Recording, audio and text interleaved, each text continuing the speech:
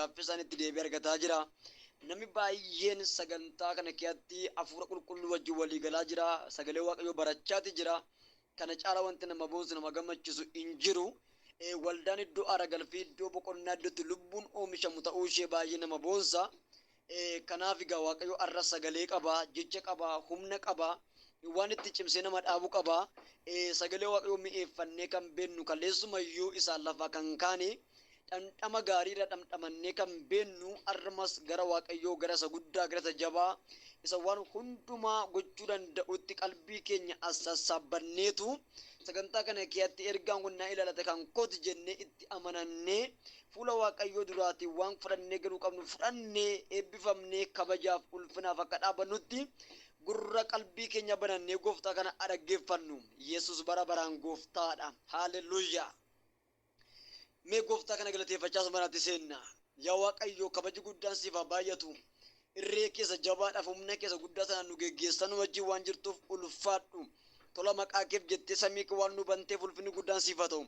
Sabi kun si dhaggeeffachuudhaaf kunoo fuula kee duratti walitti qabameera. Hundumti keenya sirraa waa barachuu sirraa waa dhaguudhaaf dhufneerra.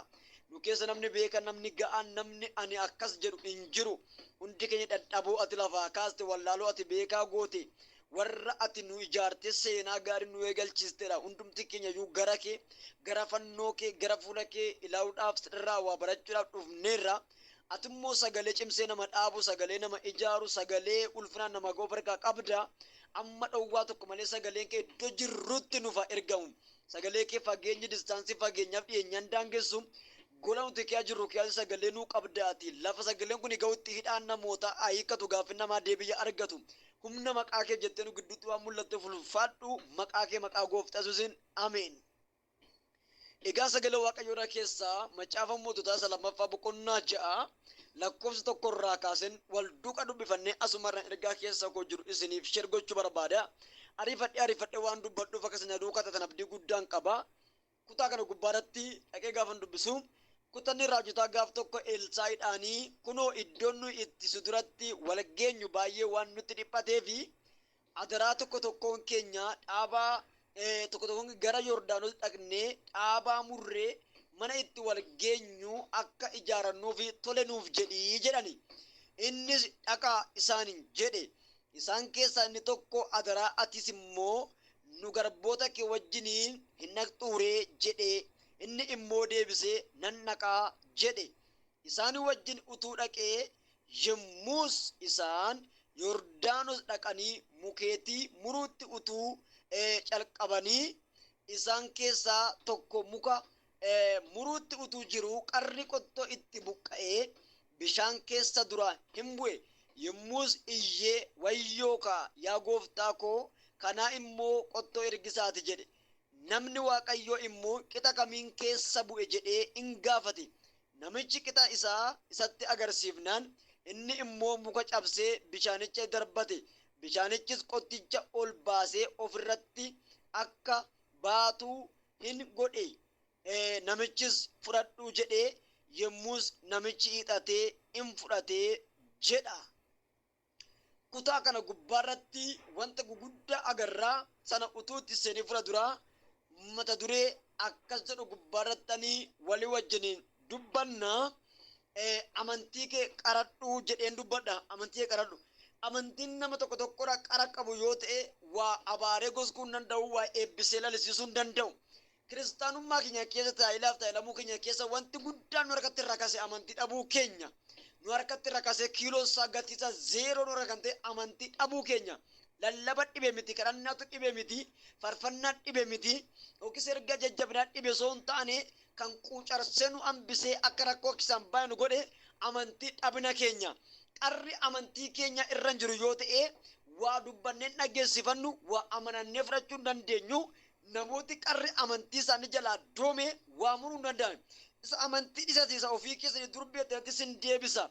Mana keenya keessa aaduu yookiis immoo billaa ittiin waa murannu yookiis qullubbii ittiin murannu shunkurtii ittiin murannu yoo nu harkaa doomeera ta'e muruu hin danda'u. Sanbee darbee namooti baay'een immoo kan isin beektan qottoo haa ta'u waan ittiin muka muran yoo qarri isaa doomaa ta'e muka muruuf jennu sana akka gaariitti dafee nu muruu dhiisuu danda'a. ara wantin qabaanne waligala waa daddafee muree fiixannuuf hin baasu doomadha waan ta'eedhaaf inni amantii keenya immoo isarra guddaa caala namooti amantii qabne hin kadhatamaa fi garuu fayyuu hin danda'ani dhukkuba kamiyyirraayyuu fayyuun eeyyamamaa ture amantii waan hin qabaanne fayyuu hin danda'ani qarri amantii keenya amma doomee jirutti lallabuu dhiisnees kadhachuu dhiisnees utuu waan barbaanne goone namni fayyuu hin danda'u kadhatamuuf kadhatamee farfatamuuf farfatamee raajamuuf raajamee lallabamuuf lallabamee yoo qarri amantii keenya doomadha ta'ee dubbannee dhageessifachuus hin dandeenyu isa dubbannus akka gaariitti of kiyaatti fudhachuu hin dandeenyu ergaan namoota baay'ee kan inni harkatti rakkaseef dibee namoota baay'ee kan harkatti rakkaseef faarfannaan namoota baay'ee miila godhatee kan inni laga tarkaanfachuu dadhabeef lallabi namoota baay'ee qalbii namaa hawwachuu yookiis immoo laphee namaa boojuu kan dadhabeef barumsa sagalee waaqayyoodhaa karaa isa darbu namoota baay'ee gara jireenyatti waamuu kan dadhabeef inni guddaani namichi tajaajilus muuxannoo tajaajilaa waan qabuudhaaf tajaajilarraan kan hafe mul'ata aaraa waaqayyoo irraa jilbiifatee fudhuu hin danda'u.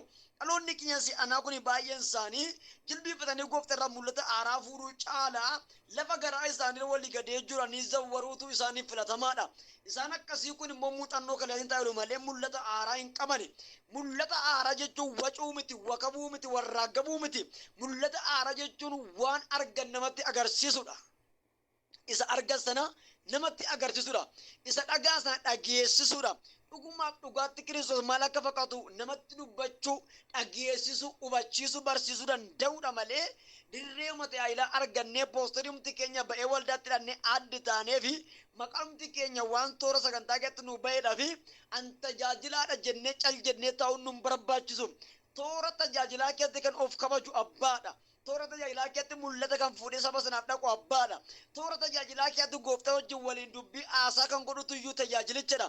Kanan taane yoo ta'e warra kan wajjin wal qixa taananii lachuu rakkataadha. Sagalee waaqayyoo jaamaniif jaamaan karaa walitti agarsiisu jedha.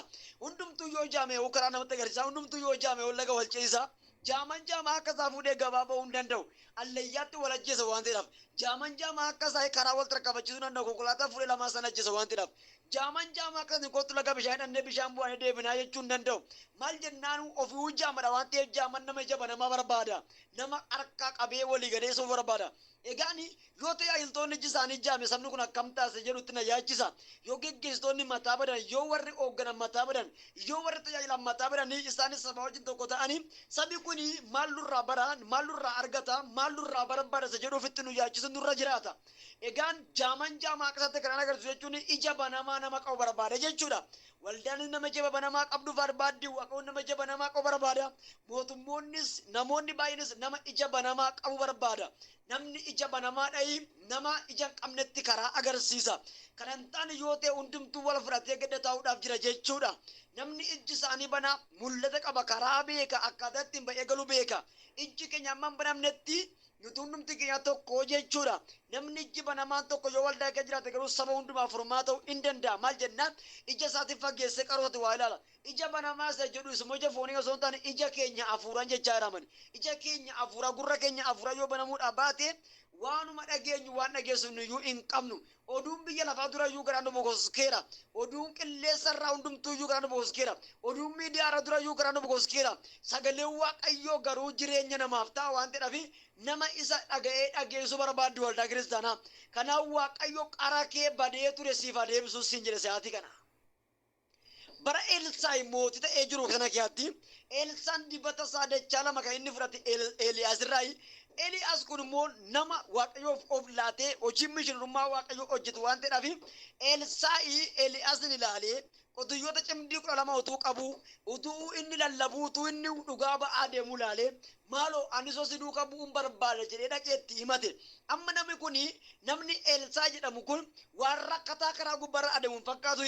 Waan nagadee bu'aa dhabe, waan baratee qabxii dhabe, waan hojjetee mindaa dhabeef, waanuma jooree jaawwaree garatti godhu dhabnaan dirree tajaajilaatti seenee fakkaatu yakka yaada keessan ammaatti. Lakkin Elsaa sooressa qotiyyoo cimdii 2 qaba. Isa keessa yommuu tokkicha dhaqee qalee haadhaaf abbaa koofi namoota kaniif laadheenuu dhudhungadhee nagaatti dhaameetu dhufane eegi jedheetiyyuu utuu inni Eeliyaasitti himatu agarra. Amma namni kun waa'ee soorummaa cimdii 11 gabareetu qota. Cimdii tokko numusatu qota. Kana jechuun namichi sooressa of gaadha akka bara ammaa kanaatti jechuudha. Kan bara sana hodhisne iyyuu jechuudha. Egaa namichi sooressi kuni maal dhabeetu goofta barbaade? Maal dhabeetu goofta ta'elu barbaada? Maal dhabeetu si duukaan bu'a jechuu barbaada? Qabeenya qaba, sangoota qaba, horii qaba, qe'ee qaba, lafa qaba, qonnaa qaba, jireenya qaba, nyaatee bulaa, jireenyi biyya lafaa madarabaadha. Badaa mana wajjin tarkaanfatu. Maal dhabeetu namichi kuni si duukaa buuna wayyaa jedhee filata hoo jenneefu karaa dhugaatu itti mul'ate buloota koo. Gaafa karaan dhugaa namatti mul'atu waan irra jiran dhiisanii badu. Gaafa karaan dhugaa namatti mul'atu jireenya aduu gajjallaa tuffatu. Gaafa karaan dhugaa namatti mul'atu qabeenyadhaaf, dandeettiidhaaf, ogummaa, beekumsaaf, digirii maastartii achuma lafa kaa'u. Gaafa karaan dhugaa namatti mul'atu haalota jireenya addunyaa kanaa walii gadi burjaajessa tuffatanii keessaa deemu. Namni karaa dhugaa argatee waan hundumaa zeerotti lakkaa'ee isa dhugaa isa birba'uu nama baasu wajjin hin ba'a. Elsaa'i karaa dhugaa dhugichatti kan nama geessu Yesuusin ija banamaan waan arge fakkaata. Eeliyaasin duukaa bu'uudhaaf namichi kun qabeenya qaba. Har'a dirree tajaajilaatti si'a kanallee kan dhufu baay'een jireenya fooyyeffachuudhaaf. Har'a tajaajilaan baay'een namoonni hojii dhabdeetu tajaajila jammarte raajii jalqabdee, faarfannaa jalqabdee, wangeelennatti jalqabdee, paastinatti jalqabdee jedhuma namoonni baay'een waamicha tajaajila isaa waamichaaf jiran. Baay'een namoota gidduu kana xiqqaate digirii maastersii PhD baatanii gooftaa tajaajilu. Isa sana tuffatanii gooftaa waamicha isaa duukaa bu'aniitu.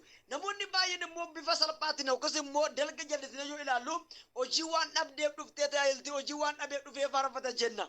Namoota akkasii jiru parsantii 50 namoota waan ittiin nyaatan dhabnaan dirree tajaajilaatti godhantu baay'ata. Karaarra warra as godhan utuu waamamiin hin jedhe. Namooti parsantii 50 garuu namoota dhugumaaf dhugaatti waaqayyo ayyaana irra ka'ee mul'ata kenneef dirree tajaajilaatti fide agarra.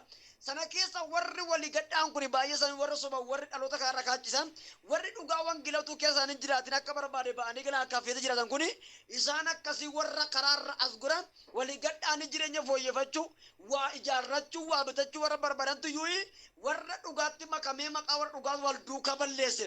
Kanaaf maqaan kiristoosiin badee maqaan kiristaanaas hin bade.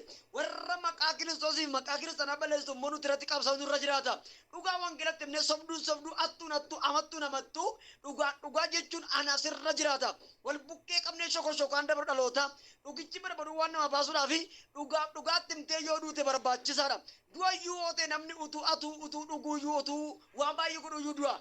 Mana isaa keessatti yoo duute kabaja qabda. Dhugaa dubbattee duunaan gammadi. Isxifaanos faan namoota guguddaan kanneen akka Yohaannis faan kanneen akka Phexros faan baay'een isaanii attamitti akka isaan du'an diiwa deebi'aati seenaa wangeelaa qoradha. Isaaniif kabaja guddaadha. Utuu dhugaa dubbattu yoo duute jireenya qabda. Namni iddoo argatti yoo hin du'an jedhe. Kanaaf dhugaa dubbadhuuti du'a yoo ta'e hin jedhe ani.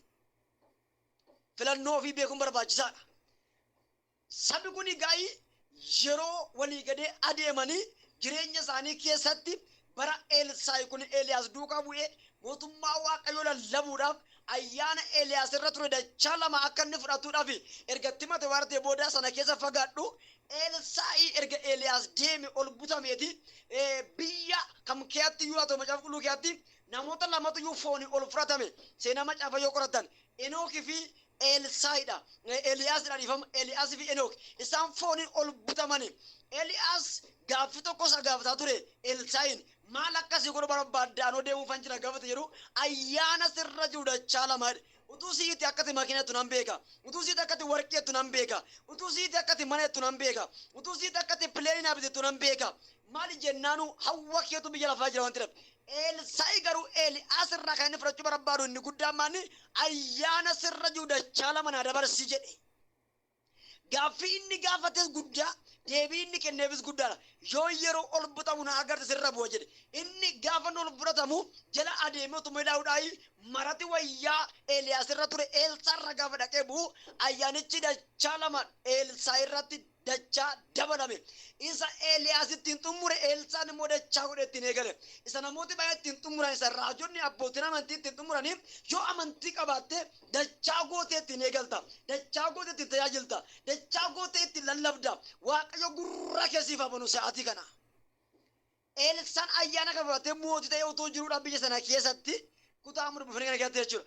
Utuu akkatti jiraatudhaayi bara sana keessa raajonni kutate raajotaa namoonni jedhaman baay'eedha akkasi ana ammaa kana raajin badaa baay'atee miti wangeleen badaa baay'atee maqaa kobbiidhaan dhufanii miti akkaataa maarbeetti ba'anii magalanii osoo hin taane warra gatii kafalanii mishigii galanii soomanii foon ofii xoolisanii kadhatantu jira ture namoota ana jedhan namoota ijee jedhamantu jira isaan tun bakkatti walga'ee gaantu dhibe arra utuu walga'ee gaana jenneetiyyuu nam tokko waamicha xalaadhaan hundufu footoo kootti gaanattee namni xalaadhaan hundufu barsana garuu wal barbaru namoonni waaqayyo walii wajjin kadhachuuf humna walii ta'uudhaaf ayyaana walii qoodaaf wal barbaranii walii wajjin kadhatu utuma kadhatanii namooti dabalamaa gaafa deeman bakki isaanitti wal ga'anii gooftaa kana sagadan jalaa dhiphate hin xiqqaate jalaa xiqqaate saniin booda gara mootii Eelsaa dhaqanii akkas jedhan elamee nama waaqayyo tokkoon keenya dhannee Yordaanus dhannee dhaabaa murree manatti wal geenyee kadhannu akka ijaarnuuf mee nuuf eeyyami tole nuuf jedhiitti jedhan innis dhaqaa isaanii jedhe achi keessa immoo abshaalli tokko jirti arrayyuu beentee keessa abshaalli inni bu arrayyuu beentee keessa namni mul'ataan dhibu arrayyuu beentee keessa miseensuma keessa namni dibataan dhibu jira namootatu mul'anne malee nam tokko jirti achi keessa namitti tokko akkas jette maal ta'a yoo nu wajjin natti ati yaa gooftaa keenyaatti jetti ilaalame namoonni baay'een gooftaa dhiisanii fuuldura fiigu akka yeroo tokko bartootaan kotta gara ciisaa bishaan gamaa ceena jennaan ishidhanii banaa ba'anii galgalatti namni manatti galee mana bulaam galgalaan namni gara qeetti fiiga bineensa jalaa badiisa yaa dukkana jalaa wanti guyyaa nuti agarru halkan gaafa ta'u nu sodaachisa bineensi nuti fakkaata gaafa dukkanaa wanti baay'ee mana keenya keessa bineensa fakkaate waan nyaatu fakkaata gaafa dukkanaa halkan gara galgalaatti ni jedha faallaa deema fakkaata Yesuus yeroo baay'ee gara galgalaatti akkas jedhe kotta gara ciisaa bishaan gamaatti ceenaa jedhe galgalaan namni gara manaatti fiiga ishi jedhanii bidiruu yaabbatanii geggeessa nuu ta'e kaa fuuldura keenya nuu hin jenne jarri tola jettee marii ishee qabattee oofuu jalqabde Yesuus immoo amala ishee argeetu duuba dhaqee markabicha sana keessa waa buraafatee rafe mee ilaalas namoonni baay'een gooftaa dhiisaniitu ofii dirree tajaajilaa qabatu gooftaa dursanii ofii dirree eebbaa qabatu gooftaa dursanii ofii dirree gaa'elaa qabatu warri gooftaa mana keessatti gataniidha kushinaatti gatanii gola keessatti gatanii ofii ba'anii salphatanii caccabanii kutanii as deebi'u yoo as deebi'aniif yoo xinnoo ishii lubbuu keessatti hafteef warri gooftaa na duukaa bu'ii jedhan immoo isaan jireenya argatu maal jennaan gaafa gooftaan nama fuuldura adeemu gaarri gadi jedha galaanni dhiirama tulluun hin jijjiga jarattiin kun gooftaa dhiistee marii qabattee akka waan beektuudhaaf fuuldura lulluuf jettee marii qabattee oofuu jalqabde utuma oofutti jirtuudha gidduu ga'anii markabi kun qilleensi jabaan raasu jalqabe namooti baay'een keessa hojii jalqabdanii tajaajila jalqabdanii gaa'ela jalqabdanii nagada jalqabdanii gidduu geessanii garatti gorta wallaaltee si harkaa waluun kuree jennaan garatti gorta wallaallan sinitti dha'ee jennaan si harkatti rakasee jennaan oomaayuudhaan nama dhabdanii jennaan filannoo kan barbaadaniif eloo ergaa sinii qaba dursitanii baatan manaa kaleessa gooftaa na dursin jenneen kanaaf gaa'elli diigama na dursin jenneen kanaaf nagadanii kisaaradha na dursin jenneen kanaaf deemtanii lallabdanii dhaggeessifatan na dursin jenneen kanaaf naannoo jirta hundumaatti maqaan keessan addeeffamaadha jireenyi keessa hadhaadha warra waaqayyo dursee adeemuuf nagaatu jira guddina jira milkana jira situu dursee gooftaa manatti gatee nan beekaa ani guddaa ittee manaa baate kanaaf karaa isa dhugaa argachuudhaan maal gochuu qabda Yesuusin isa manatti gattee turte sana dhaqeetti manaa baafadhuuti na fuuldura adeemi jedhe yoo dhuguma nama milkaatu barbaade lakki anu humna koo aangoo koo jabina koo beekumsa koo fayyadamooti immoo dhaqe kunoo boollichi jira caccabdee abbaasi baasochi keessa laalta warra waaqayyo fuuldura koo abuujaaniif jireenyi eeyyamamaadha haalleluuyaa jarattiin kuni Yesuusin of fuuldura buufachuu hiddeetu yoo isa duubatti gattee deemu Yesuus immoo hin rafe markabatti nagatti qilleensi jabaan itti kaananii garatti gora wallaalanii amma cabanii as ilaanii achi ilaanii dadhabna yeroo as deebanii ilaalan Yesuus hin rafai achi dammas qabatanii kaasanii Yesuus ol ka'ee qilleensicha sana jabaa kana gab godhee waarratee maaliif sodaattanii ittiin jedhe ilaaltaniittu namni gooftaa dursee manaa ba'e kisaaraa keessa galee miidhamee caccabeetu as deebi'a yoo guyyaa isa deebiseef yookaan baduu danda'a maal beeknaa miti mi'a isaan deebi'a gara garanaatti Elsaa'iin kana mana keessatti dhiisanii warri kaan dhaqaa jennaan qottoo isaanii guuratanii sokkan namichi inni abshaalli kun immoo akka jedhe akka waan rakkatan akka waan dhibatan akka waan boru xinnoo ishee waa itti dhaga'amu beeka fakkaata namni mul'ataa eegaan dhibu nama keessa dheeraa maqaan tokko ta'e miti namni mul'ataan dhibu addumatti ati soon wajjin hatte maal ta'a yaa mootii jedhe haa ta'u jedhee wajjin hin qajeele namichi tokko qottoo ergisaa fudhatee dhaqe qottoo ergisaa kun immoo kan namaati bara sana keessa immoo meeshaaleewwan albuudaa kun barbaadamuudhaan ergaman baay'ee gatii isaanii mi'aadha utuu qottoo muruutti jiranii muka muruu jedhanii Yordaas irraa qottoon mukarraa buqqa'ee bishaan keessa jalaa bu'e dhaggeeffadhaa mukti muka akka saadhamuu danda'u yoo qarri qottoo irra jiraate malee hin jedhe qarri qotticha irraa buqqananii muruu dhiistee utuu itti riguu dhiistee iyyuu waan madeessuun jedhe egaa arraa qara amantii si harkaa buqqee bishaan keessa yaalixee siin jedhe kanaaf dubbattee dhageessifachuu dhabdee amantiin kee kirrii kutuu dadhabee siin jedhe qara amantii kee sirraa buqqee garba bishaanicha keessa jalaa bu'e biyya lafaa keessa harka hatame naannoo si jalaa hatame oduu safraa si jalaa hatame alalummaatti soba si jalaa hatame baay'een namoota qaraan qaban lallabuu qarirra jiru farafatu qarirra jiru akkasumaan walii gadee warraa qabaa dafqanii dafqisanii utaanii utaalchisaa oolanii galu jireenyi utaalchos miti ijoollee jireenyi dafqanii dafqisuu miti jireenyi wacanii waca barsiisuu miti hin jedhemu jireenyi karaa dhugaa walitti agarsiisudha karaan dhugaa immoo qara amantii qabaachuudhaan malee dhageessifachuu hin danda'an namooti qarra amantii irraa buqqee uwwacu malee dubbii waa'ee baasan hin qaban lallabi isaanii mata dureen qabu farfannaa isaanii miillan qabu kabeeladha shafaafadha ergaan isaan kee jiru yoo ergaa bilchaataa miti ergaanuma bukoo waa'ee baasan walii gadee shaa'u ergaan kee bilchaachuu kan dadhabeef mul'ati keessa ergatti kan isa harka fafashalaa'eef situ iyyuu qara amantiin qabu jedhe qara amantii sirraa buqqee gatteetta yaaduma doofasaa walii gadee yaa wanti jarjaamaa ta'e immoo waamruu hin danda'u jedhe kanaaf qara amantii keenya nu harkaa buqqee ture san dhannee abarbaadan nuun jedhe ani kana amman taanetti akkasuma walitti wacuu hin barbaachisu dubbichi leenyatu waan ta'eef qottootu jalaa bu'e bishaan keessa sibiilichi gaafa irraa bu'u mukti mukaa akka isaan bu'u sibiilatu jira malee wayyoo namichi sanuu qottoo ergisaati jedhe hiwwaca hin bu'e qottoo ergisaa mii ergisaa waan nama gootu beeka namni gaafa waan tokko sin ergisu waa shaffaa sin gaafata sanuu qottoo ergisaati wayyoo eessa abbaa kolli ta'e hin iyyee hin bu'e ilaagaa Elsaa wajjin dhaquusaa gaarsa naaf tole warri kanuma walii gochuun danda'an harka waliiti Elsaa qixa kamiin keessa bu'ee gaafate qixa keessa jalaa bu'ee itti agarsiisa nama tokko bakkatti amantii isaanii gatanii yuun beekan bakkatti mul'ata isaanii gatanii yuun beekan bakkatti faarfannaa isaanii harkaa badi yoo amma yeroo biyya keessa hin barreessitu baay'een keessa mini faarfannaa daftara faarfannaa qabdu abjoottu bada arra garuu laga ceetanii jennaan xiqqoo shibileetti baatanii achi soqotanii jennaan baay'ee keessanii faarfannaa miti bakka daftaraa miti bakka faarfannaa jiru yuun beektan amantiin keessanii waaqarraa fagaateera lapheen keessanii waaqayyo yuu qaata wal dhabdanii qaata wal barbaadanii jirtu baay'een namoota mul'anni isin harka harceera maali jennaan ona gaafatanii fi isintuyyuu gooftaa dhiisee gara fedha mataa keessanii duukaa luuccee kanarraa kan ka'e faarfannaa si harkaa bade wanti hundumtuu immoo kadhannaa barbaada atummoo yeroo kadhannaa qabdu yeroo tiktook irra baay'ee utaalu malee yeroo kadhannaa qabdu kanaaf innati qabattee manaa baasee harkaa babbadeetu amma ganaa gatii kaffaltee barbaadaa jirta ergaan si qaba qixatti mul'ata kee gattee faarfannaa eegattee ergaa eegattee yoo beekuudhaaf baatte bara kee guutuu joon jaafta bakkatti gatte yoo beekte godhattee fudhachuu si salphisu dhattee fudhachuunis baay'ee sin dhamaasu waaqayyo qixatti faarfannaa kee mul'anni kee bade sitti agarsiisu sa'aatii kana namoonni baay'een bakkatti gatan yuun beekan jedhe dibaa isaanii ergaa isaanii mul'ata isaanii kakuu isaanii bakkatti gatan yuun beekan gatuu isaanii malee akkuma mudaa isaanii gatanii yaadeemu